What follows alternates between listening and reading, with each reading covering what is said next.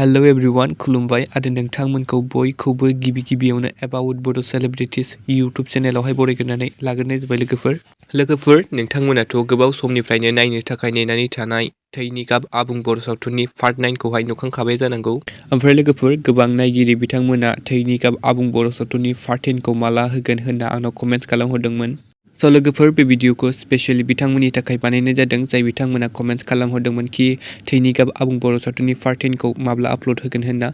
स' लोगोफोर फाइनालि नोंथांमोना गोबाव समनिफ्राय नायनो थाखाय हांखुर जानानै थानाय थैनि गाब आबुं बर' सावथुननि पार्ट 10 खौहाय एसबी भिडिअ यूट्यूब चेनेला आपल'ड खालामबाय लोगोफोर।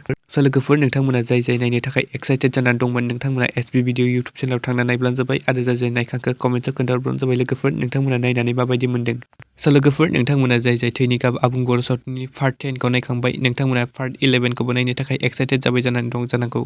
स' लोगोफोर थैनि गाब आबुं बर' सावथुननि पार्ट 11 खौ जेब्ला एसबी भिडिअ यूट्यूब चेनेला आपल'ड खालामगोन आं नोंथांमोनजों आपडेट भिडिअ लाबोगोन लोगोफोर। स' लोगोफोर ओरैनोथ' बिथांमोना सानथाम एबा सानब्रैनि गेजेरावनो पार्ट बाय पार्ट भिडिअखौ आपल'ड खालामो। स' लोगोफोर नोंथांमोना नायनो थाखाय एसे नेनानै थाबानो जाबाय।